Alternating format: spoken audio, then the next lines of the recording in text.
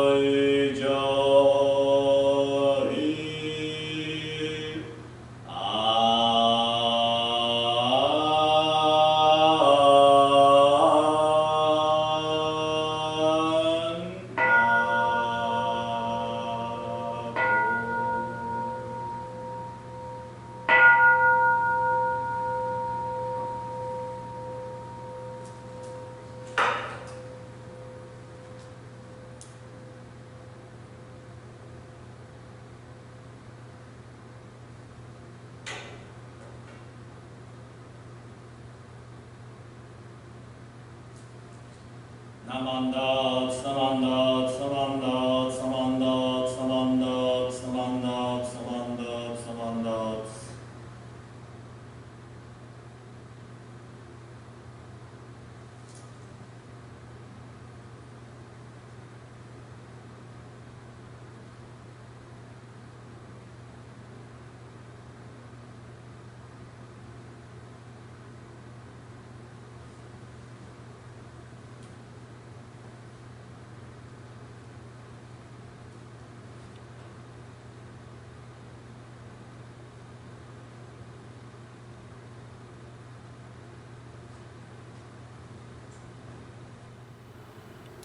Will you all please join me in Gassho? The Buddha's light is supreme in radiance. Thus Amida is called Buddha, Lord of blazing light. It dispels the darkness of the three courses of affliction.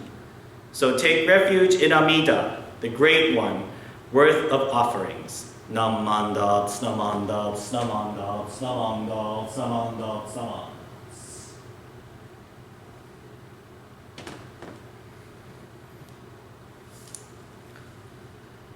Good morning, everyone. Well, first, I would certainly like to check in with all of our members and everyone on the west coast of the United States. Our country, our side of the country, is literally on fire. Many have had to evacuate their homes, and some are missing or even have lost their lives. For many of us, including here in Tacoma, we are engulfed in a dark cloud of smoke. It has made the air unhealthy to breathe. For my parents in Oakland, California, there was a day that the sky was dark, was a dark orange-red, all throughout the day. With fires happening and more civil unrest, it can once again bring an emotional, economic, mental, and spiritual toll on us. For anyone who is watching this now, please know that my thoughts are with you all, and I certainly hope for the recovery of these times. These times are certainly testing us as a human race. During chaotic times such as these, we see how people can be at their most cruel. I remember returning to this country from Japan and seeing all of the racist attacks that were happening against Asians and Asian Americans. Racism against black people in this country certainly hasn't stopped. Many others don't wear masks when they go out in public. They go to gigantic parties that definitely have more than 10 people. People have felt the need to brandish their firearms in threatening ways, and COVID-19 still has not gone away. I apologize. I don't want to sound like a doomsayer, but it is important that these happenings and events are acknowledged and answered to in some sort of degree. However, to put a more positive spin on things, for many, this also shows a time of great compassion.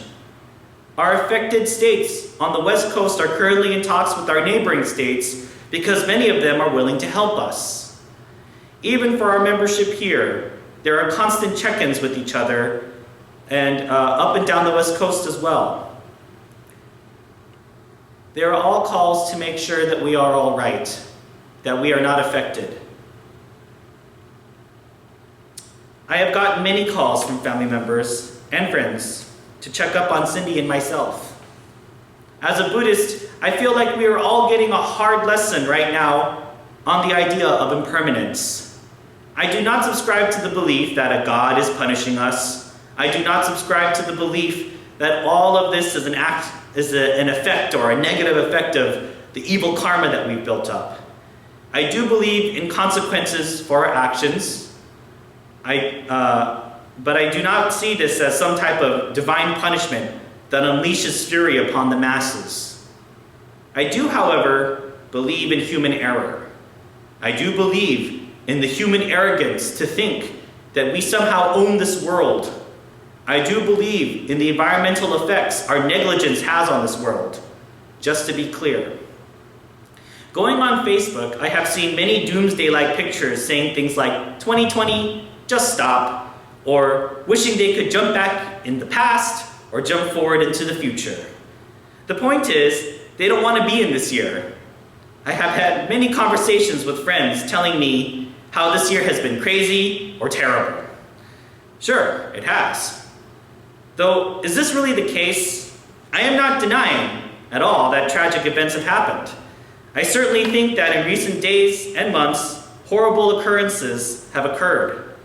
Yet I also think that blaming the year itself, or the human construct of what we consider to be the year 2020, can be somewhat misleading and can be a big mistake. If we do this, we, in a way, relieve ourselves of the responsibility we have towards ourselves and the world. We can easily pass off this year as being horrible. However, when we do look at things from the Dharma standpoint, if that is even possible, we can see clearly that the time itself has nothing to do with it. We watch the news in horror of many of the things we see. We shake our heads and think to ourselves that this time is just bad now. That is our bonno. That is our imperfect mind trying to calculate reason for these terrible times, or just simply blaming our own human construct of the horrible events that have occurred. The quote I read this morning comes from Shinran Shonin's Hymns of the Pure Land. The first set of the Wasan, 3 to 15, all have to do with Amida's light that pierces through the darkness of ignorance. This is where the Dharma talks about, this is where the Dharma talk will get a little more hopeful, I promise. While these times can certainly present hardships on us and force us to reconcile with our own foolishness and our own three poisons, we can once again turn our hearts to Amida's light of wisdom. Just because there is unrest in our cities, fires are burning, and the smoke is causing horrible air quality, leading to our suffering, it does not mean that Amida's wisdom and compassion has ceased. I know this may sound like a corny religious sermon for a bit, but hear me out. I do not say that all of us saying the Nembutsu will somehow cause the fires to stop, or stop burning, or will cause the literal smoke to clear, or that world peace will suddenly just happen overnight. I am saying that thinking on Amida, trusting ourselves to Amida, and remembering that Amida Buddha once again accepts us beings exactly as we are, can cause us to become inspired to live our lives with a thought of interdependence just a little bit more. To me, I have no doubt in my mind that the relatives, friends, family members, and temple members who have constantly checked up on Cindy and myself is the working of Tariki, or other power in my life. With this in mind, I come to realize that while my life may be uncertain, life always is for that matter, what is certain is the working of Amida's wisdom and compassion. This is not manifested in magic or divine intervention, but with the turning of our hearts and minds towards the path of the Nembutsu. Continue to live this life with gratitude towards Amida Buddha's ceaseless working. So I encourage you all to continue to reach out to those you care about, and to think and to check in with each other, and to let them know that you are thinking about them. While times may seem harsh now, and our situation can seem hopeless, please know that in many ways, we can also be part of the solution to these problems as well. And once we realize that, that is also the working of Amida Buddha. Well, thank you all for tuning into this weekend's YouTube Sunday service. Please continue to wear masks, especially now when you go outside. Practice social distancing and sanitary measures, and please continue to say the Nembutsu. Please join me in Gassho. Namandats, namandats, namandats, namandats, namandats, namandats, namandats, namandats.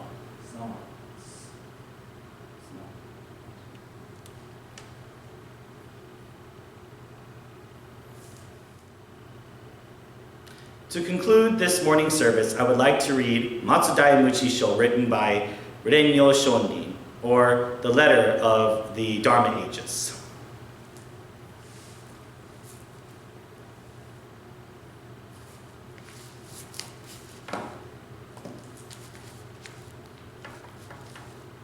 万代無知の在家始終の何を足らんともがらは心を一つにして阿弥陀仏と深く頼み参らせてさらに世の方へ心を振らず一心一行にぶ助けたまえともさん主情はたとえ在後は人獣なりとも必ず御陀如来は救いましますべしこれすなわち第18の念仏往生の誓願の心なり核のごとく天上しての上には寝ても覚めても命のあらん限りは称名念仏すべき